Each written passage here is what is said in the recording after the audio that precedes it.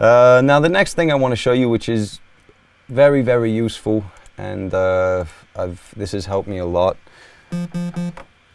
With drums, you don't really know what the tuning is, and it's hard to find out. All you can really do is tune it by ear and boost fundamentals and harmonics to a sound. But I found a really good way of getting very pure sounds and drum sounds where you know what the tuning is to actually make the drum sounds yourself. Now, if you just open a contact and you have the initial sound here. Now, if you select sine square, you might not be able to hear this at home, but if I play it up, it's just a little impulse. Now, what we want to do is find the lowest point where there really is bass. And let's say the root note of the track that we're working in is F. So we'll go down and we'll find that F that really has that punch, that boom. Now,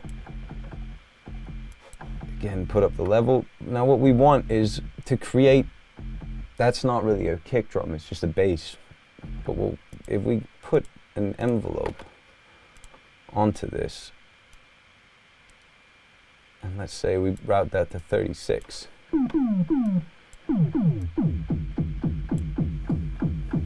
All of a sudden it is a bass drum.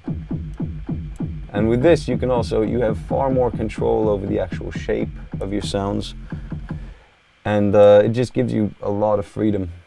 And you can take it a step further, which is pretty fun.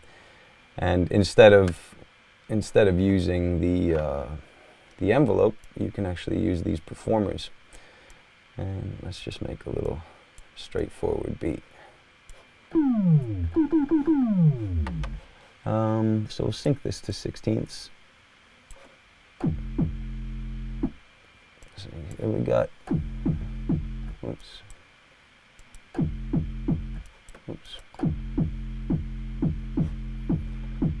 Cool, I like that.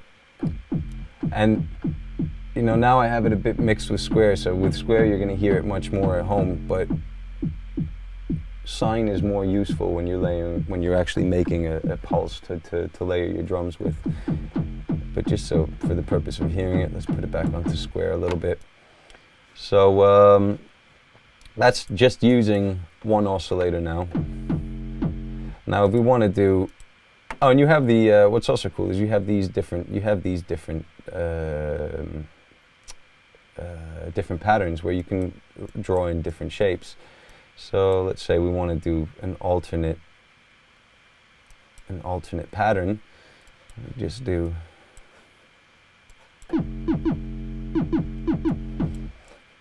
bit of a poor choice of shape. We change that shape. We can make it an alternate pattern. Oops. And we can route that to a macro.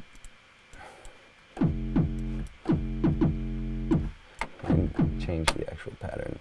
Now if you'd want to get rid of that bass spill in between, an idea is to route the same LFO to the amplitude, and then it's really just an impulse, but you won't have much bass anymore either.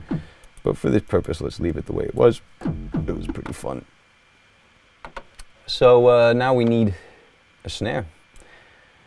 So let's stay with white noise here.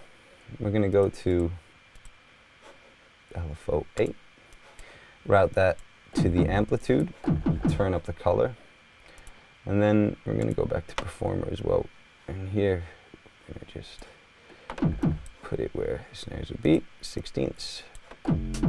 Oops, obviously not there.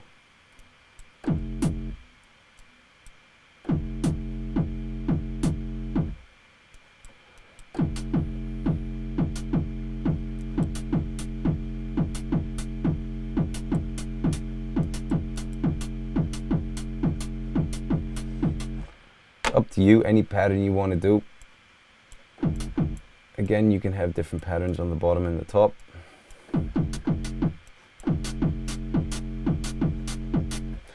There's an abundance of curved shapes. You can get some interesting glitchy kind of feel.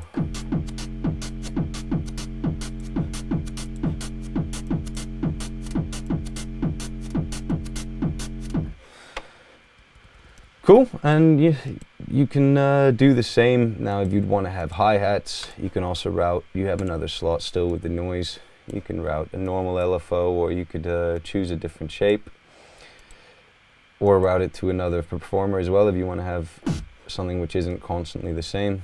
Here I'm just going to use an LFO and have a quick decay. And we'll just put that on 16ths, and now I should have a nice little fast hi-hat.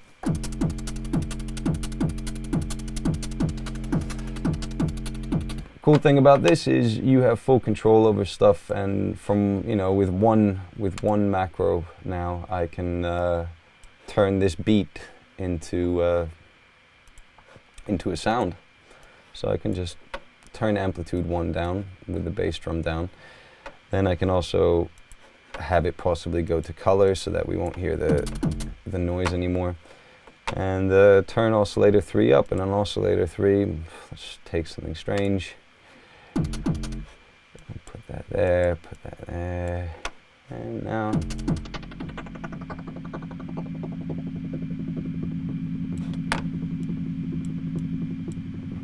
can't really hear that well. Let's get some.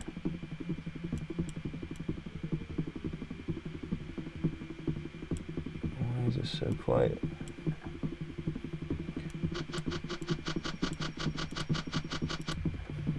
You get the idea. It could just be as simple as that.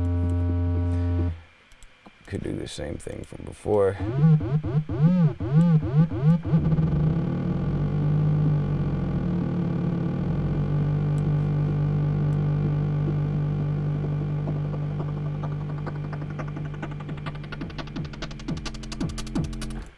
There you go. So check out the Loopmaster sample CD, and thanks for listening.